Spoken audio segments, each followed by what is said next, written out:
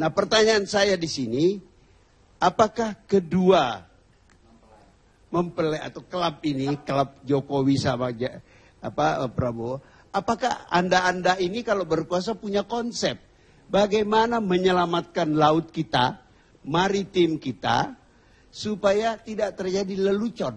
Ini lelucon tragis, lucu, hebat kita ini. Kita asyik makan ikan yang diimpor, sementara itu ikan kita dicuri orang. Apa kalian, bapak-bapak yang menjadi penguasa kalau dipilih rakyat nanti, ada konsep mengenai ini? Saya kira laut itu adalah masa depan Indonesia, itu pasti. Kalau kita melihat konflik yang terjadi sekarang di South China Sea, Laut Cina Selatan, ini mengingatkan bahwa laut ini semakin strategis. Dan kalau kita lihat ada kekuatan-kekuatan politik baru. Kalau bisa kita prediksikan bahwa konflik yang akan datang adalah bukan konflik darat lagi, saya kira konflik laut. Untuk itu saya kira spending terhadap angkatan laut kita harus lebih baik lagi, harus lebih ditingkatkan untuk mempertahankan kekayaan laut kita. Kalau kita tidak mempunyai kapal-kapal laut yang kuat untuk melakukan patroli laut, saya kira dengan mudah kapal-kapal asing itu mencuri ikan kita dan kekayaan alam di laut lainnya yang begitu banyak. Saya kira salah satu di South China Sea itu, di Laut Cina Selatan itu, salah satu konfliknya di dalam laut itu ternyata banyak sekali sumber daya. Di samping yang soal sea agriculture atau pertanian laut di masa depan ya. Yang paling penting juga adalah sumber energi seperti methane hydrate. Nah, dan methane hydrate ini adalah energi masa depan yang mungkin bisa lebih murah ketimbang nuklir nantinya gitu. Tetapi investasinya masih sangat tinggi.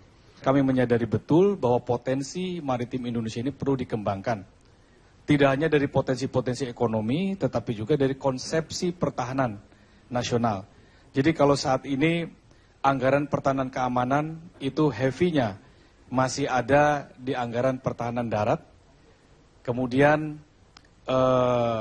angkatan laut itu masih yang kedua, disusul oleh angkatan udara. Tetapi ke depan pembangunan sektor kemaritiman khususnya di sektor pertahanan ini akan terus ditingkatkan dan setidak-tidaknya bisa lebih seimbang. Karena tantangan-tantangan ke depan ini bagaimana kita juga bisa menjaga potensi-potensi kelautan, kejahatan-kejahatan non-konvensional yang terjadi di wilayah perairan, itu membutuhkan alat-alat pertahanan yang handal di laut. Nah, coba tunjukkan komitmen kepada kita dan bangsa ini, bahwa dua pasangan ini itu mau melakukan pemilu yang jujur dan adil, dengan tidak melakukan money politics, dan berani bersumpah, kalau seandainya melakukan money politik bisa didiskualifikasi oleh Mahkamah Konstitusi. Saya baca visi dan misi mau memperkuat KPK katanya. Wah, Bung Fahri nggak setuju nih jangan-jangan ya kan? Ini visi dan misi di kubu Prabowo. Tapi visi dan misi di sini tidak menyebut KPK kalau tidak salah. Nah, karena itu saya ingin apa resep yang mujarab untuk melakukan pemberantasan korupsi. Kalau saya tantang misalnya pembuktian terbalik, berani atau tidak menginisiasi undang-undang untuk pembuktian terbalik? Itu tantangannya. Terima kasih. Saya harus menjawab pertanyaannya Mas Refli. Apa yang akan Anda lakukan dengan pemilu yang akan datang ini? Saya terima kasih Mas Refli dipertanyakan ini. Kami baru saja menyelesaikan rapat tadi di Nasdem ya. Dihadiri juga oleh kawan ini. Dan besok akan kita lakukan rapat bersama di Nasdem dengan seluruh tim dari partai-partai pendukung. Apa intinya? Kami akan sangat-sangat concern dengan pelaksanaan pemilu yang akan datang. Dan kami minta dukungan Anda sekalian. Termasuk Mas Refli sebagai orang yang memahami tata negara. Apa itu? Sampai hari ini, saya yakin juga PDIP, Nasdem, dan mungkin juga kawan-kawan yang kebetulan berada di kubu, jangan pakai kata kubu lah. Kebetulan di koalisi Merah Putih ya Mas ya. Ya, saya tidak akan melayani Anda menyerang saya gitu ya, enggak. Apa itu?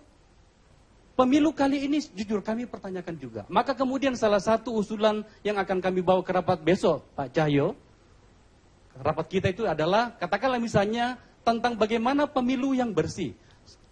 Pada pemilu legislatif yang kemarin ini ada banyak pertanyaan, katakanlah misalnya menyangkut kertas suara untuk daftar pemilih tambahan. Di Sulawesi Selatan saja tiba-tiba ada 45.000 orang yang menggunakan pemilih tambahan. Dari mana saja itu? Masih banyak orang yang tidak tahu bagaimana menggunakan daftar pemilih tambahan itu. Maka salah satu usulan kami besok dan akan kami berikan kepada KPU dan Bawaslu adalah surat suara kartu pemilih tambahan itu berbeda warnanya dengan surat suara yang dipakai. Gak perlu secara teknis. Itu dia satu hanya minta komitmen. Berani gak pemerintahan kalau terpilih Wah, itu pasti. menjamin bahwa tidak ada Pasti. Saya mohon maaf Mas Yayo dan teman-teman dari PDIP. Saya tidak ingin mewakili Anda. Tetapi saya rasa 10 tahun berada di dalam pemerintahan sudah cukup memberikan pelajaran kepada PP untuk bersikap fair nantinya. Apalagi kami yang baru masuk ini. Kami menargetkan setidaknya 77 kursi di dapil. Kami untuk sementara ini belum masuk di MK, baru dapat 35. Kami tahu kami dicurangi di berbagai tempat. Kami tidak akan melakukan kesalahan itu lagi, Pakar. Sekarang giliran kubu Prabowo JK menjawab. Prabowo Hatta.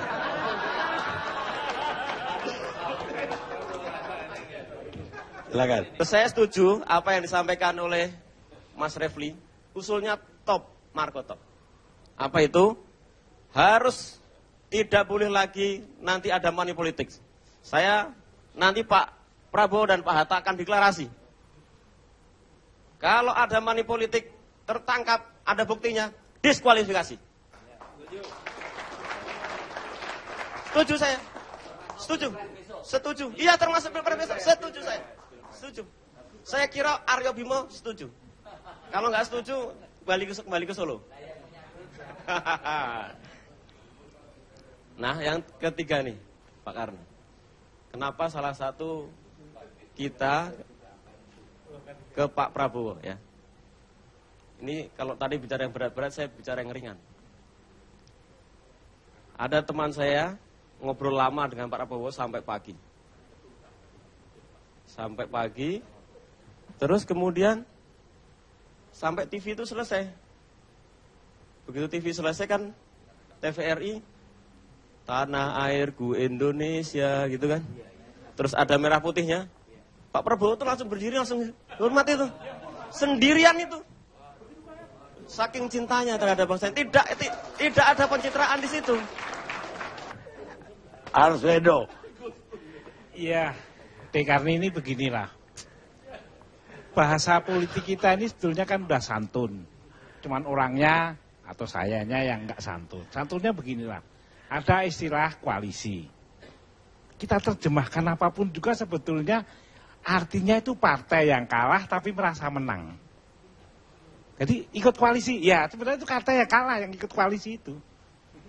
PPP, PKS, PKB juga, itu partai-partai yang kalah.